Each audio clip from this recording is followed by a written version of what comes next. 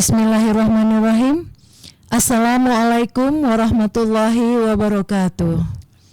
Alhamdulillah, puji syukur kita panjatkan kehadirat Allah Subhanahu wa taala. Salam dan salawat tercurah kepada junjungan kita Nabi besar Muhammad sallallahu alaihi wasallam. Baik, sahabat Aisyah dimanapun berada, bersama saya Nur Hamidar dalam program Aisyah on Podcast. Telah hadir di tengah-tengah kita seorang narasumber yang sangat luar biasa, yaitu Ibu Dr. Hazilina SHMM MKN. Beliau merupakan ketua dari Majelis Hukum dan HAM pimpinan wilayah Aisyah Kalimantan Barat, dan juga beliau sebagai ketua Posbakum pimpinan Aisyah Kalimantan Barat, juga sebagai ketua Inklusi pimpinan wilayah Aisyah Kalbar, serta dosen Fakultas Hukum Universitas Muhammadiyah dan mediator di Pengadilan Agama Pontianak. Baik, saya ingin menyapa dulu. Assalamualaikum Bu Lina. Waalaikumsalam warahmatullahi wabarakatuh. Alhamdulillah, apa kabar Ibu pada hari ini? Alhamdulillah sehat luar biasa. Amin. Masih puasa Ibu? Alhamdulillah puasa. Ya. Baik Ibu, pada kesempatan ini saya ingin bertanya kepada Ibu, karena seringkali kita lihat ya kejadian di masyarakat ya. Dan ini sudah menjadi rahasia umum ya Bu ya, yaitu tentang KDRT. Jadi yang ingin saya tanyakan kepada Ibu, apa saja, maksud saya apa yang dimaksudkan dengan KDRT itu Bu? Silakan. Iya, baik, terima kasih. Ini pertanyaan bagus sekali ya. Sebelum sampai pada apa itu KDRT, mungkin saya perlu menyampaikan bahwa negara Indonesia adalah negara hukum seperti telah diatur dalam Undang-Undang Dasar kita, ya, khususnya di pasal 1 ayat 3 Undang-Undang Dasar Negara Republik Indonesia tahun 1945, bahwa karena negara kita negara hukum, segala aspek kehidupan kita diatur oleh hukum, termasuk di dalam rumah tangga. Jadi kekerasan yang terjadi di dalam rumah tangga juga diatur oleh hukum ya, dengan adanya Undang-Undang Nomor 23 Tahun 2004 tentang penghapusan kekerasan di dalam rumah tangga. Nah, apa KDRT tadi? Apa sih kekerasan di dalam rumah tangga? Yaitu kekerasan yang berupa kekerasan fisik, kekerasan psikis, ya, termasuk itu verbal, ya, tekanan dalam rumah tangga, kekerasan, macam-macam bentuk kekerasan di dalam rumah tangga itu termasuk yang namanya KDRT. Iya. Terus Bu, yang ingin saya tanyakan juga, apa saja sih yang termasuk dalam KDRT itu? Iya. Menurut Undang-Undang 23 tahun 2004 itu ya, KDRT itu termasuk di dalamnya kekerasan fisik, kemudian juga psikis ya. Kekerasan psikis ini agak apa? Kita melihatnya itu kekerasan seperti apa ya, tekanan, ya, penghinaan, ancaman ya. Nah, termasuk juga itu kekerasan verbal. Sekarang ada kekerasan verbal ya, catcalling. Catcalling ya, itu termasuk dalam kekerasan ya. Kekerasan seksual yang banyak ya, hampir setiap hari kita saksikan di media tentang kekerasan seksual ini, baik yang dilakukan di ranah rumah tangga maupun di luar ya. Ya, saya kira begitu ya. Siap Bu. Pertanyaan selanjutnya Bu,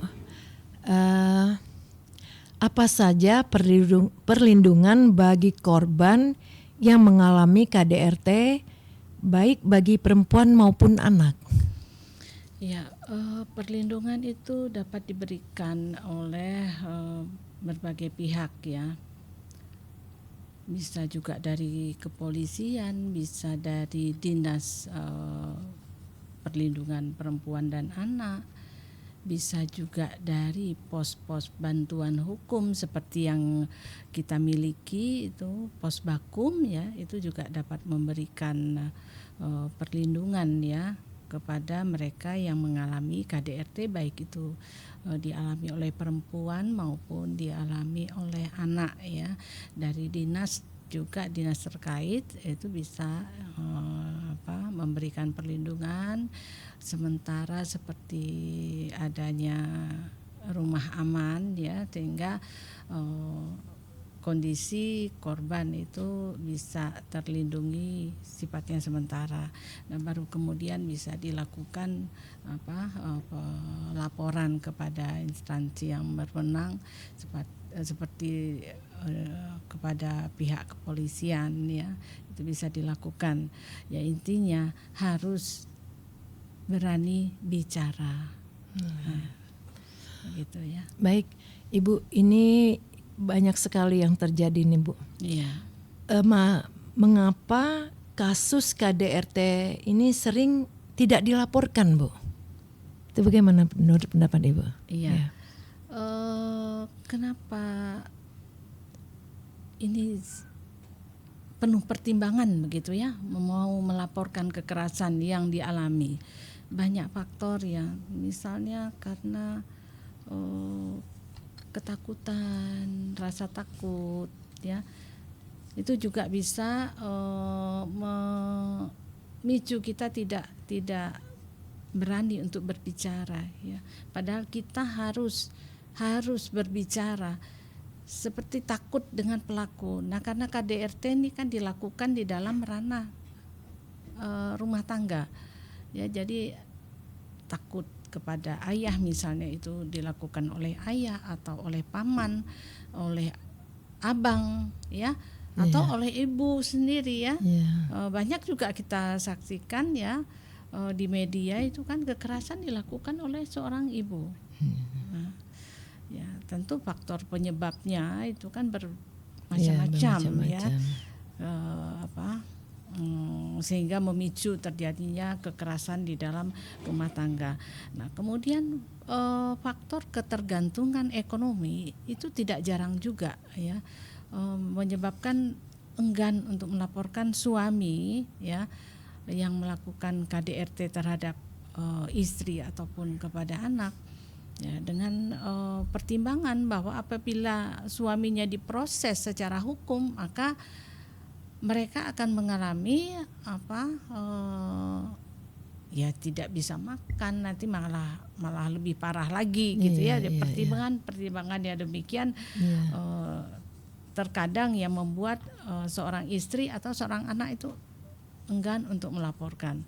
Kemudian ada juga yang beranggapan bahwa KDRT itu adalah itu ranah pribadi gitu ya, sehingga tidak perlu disampaikan ke luar, tidak perlu lapor-lapor karena ini masalah rumah tangga, jadi tertutup di dalam rumah tangga saja. Nah, ini juga hal yang keliru, karena tatkala kekerasan itu dilakukan dan kita menutupi adanya kekerasan, maka kekerasan itu akan terulang kembali. Baik itu bisa menimpa seseorang yang sama, bisa juga menimpa kepada orang yang lain. Untuk itu kita mesti berani berbicara ya, speak up lah ya. Speak up tatkala kita mengalami kekerasan di dalam rumah tangga ataupun di luar rumah tangga. Kemudian juga adanya tekanan sosial dan budaya ya.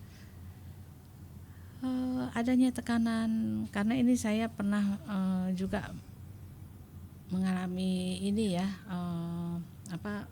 bertemu dengan kekerasan yang memang disembunyikan begitu ya. Anak mengalami kekerasan tetapi oleh ibu dilarang untuk berbicara. Nah ini juga tekanan seperti itu juga harusnya tidak dilakukan ya, karena memberi peluang kepada pelaku untuk mengulangi lagi hal yang sama. Dan terlebih lagi ini adalah kurangnya pengetahuan tentang hukum ya, sehingga kami dari Majelis Hukum dan HAM itu juga tidak henti-hentinya, selain di masyarakat umum juga kami sampai menyasar ke panti-panti asuhan yang itu sebenarnya tidak menutup kemungkinan kekerasan itu juga bisa terjadi di lingkungan tersebut. Ya, kami sosialisasi dan edukasi kepada panti-panti asuhan itu tentang bagaimana mencegah kekerasan di dalam rumah tangga ini. Ya. Kemudian trauma dan kondisi psikologis korban. Ini juga karena korban trauma mau bertemu dengan pelaku tambah trauma, depresi ya. Nah ini juga menyebabkan mereka enggan untuk bersuara gitu, untuk speak up tentang apa yang mereka alami. Ya demikian. Baik, mungkin yang terakhir Bu, adakah pesan-pesan khusus kepada perempuan-perempuan yang mengalami kekerasan dalam rumah tangga itu Bu? Silakan Bu. Iya, baik. Untuk perempuan maupun anak, apabila mengalami kekerasan di dalam rumah tangga, berbicaralah kepada siapa. Kalau kepada anggota keluarga tidak bisa, aparat. Takut berhadapan dengan Pak Polisi misalnya, datanglah ke Pos Bakum Aisyah yang dengan Masya Allah, ya pintu terbuka 24 jam, insya Allah kami siap untuk membantu. Dan di sini kami gratis ya, tidak memungut biaya, hanya tolong diurus surat keterangan tidak mampu, maka kami akan mendampingi sampai ke proses selanjutnya ya, ke pengadilan. Demikian. Baik, terima kasih Bu Lina. Baik, sahabat Aisyah dimanapun berada, demikian tadi perbincangan kita dengan seorang narasumber yang sangat luar biasa, yaitu Ibu Dr. Hazilina SHMM MKN. Semoga bermanfaat bagi kita semua. Saya akhiri. Nasru minallah wa fathul qarib wa basyiril mu'minin. Assalamualaikum warahmatullahi wabarakatuh.